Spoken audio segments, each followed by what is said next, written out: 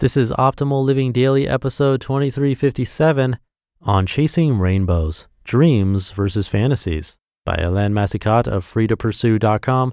And I'm Justin Malik, reading to you every day, covering happiness, productivity, self-help, minimalism, and more. Today's post coming from Helene Massicotte. So with that, let's get right to it and start optimizing your life. On Chasing Rainbows, Dreams versus Fantasies by Helene Massicotte of freetopursue.com. I've met a number of rainbow chasers over the last number of weeks. I'm sure you have too. They're all around us. Their head is in the sand, in the clouds. It's anywhere other than where it matters most. I know the type. I used to be one. I used to chase rainbows, those fantasies we're all taught to chase. But fantasies aren't our dreams. They're ideas we know deep down aren't real, but we kid ourselves into thinking they'll solve our problems forever. Conversely, dreams are desired future states that are plausible. In what you can picture, you're still you, only better and more fulfilled. It's not perfect, but it's the good life you aspire to. It's a potential future state of what's real.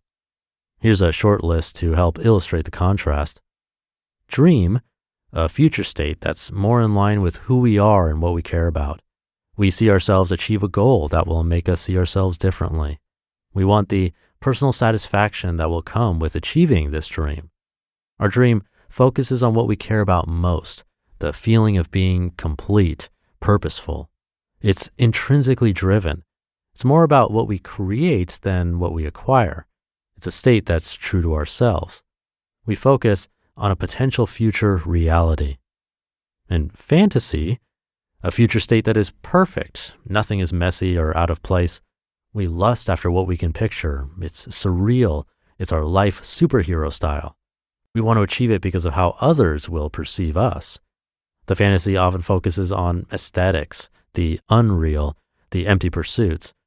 Our fantasies are extrinsically driven. It's more about what we could capture or acquire than what we feel we can create. We chase fiction. We know the difference. From a young age, we know the difference between make-believe and the real world. We use our imagination to entertain ourselves and to play with others.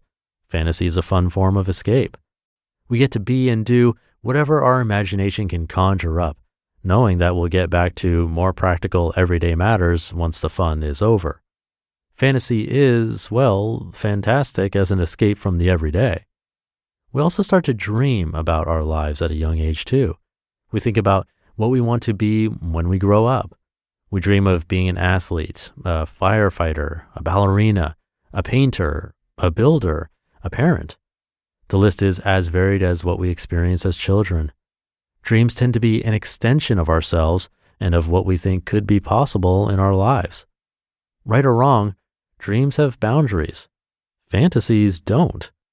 But despite the built-in limitations, dreams are realizable, even big ones. Fantasies can only be chased. They'll never materialize. Fantasies are about shortcuts to nowhere. Dreams are just as much about the journey as they are about the destination. We easily forget the difference. In today's world, we can easily forget the difference between the two.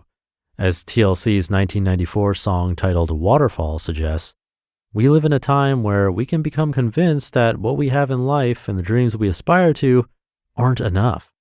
We start to believe that we have to chase some fictitious version of ourselves, perfect looks, perfect stuff, perfect partner and kids, perfect lifestyle, perfect everything. Advertisers play a big part in blurring the lines between our dreams and our fantasies. They relabel fantasies as dreams. They convince us that we'll achieve nirvana by buying their product or service. When we capture the rainbow by buying what they're selling, we don't get what we thought we'd get, a happier version of ourselves. So what do? We chase the next big promise, the next rainbow. This cycle fits the definition of insanity to a T.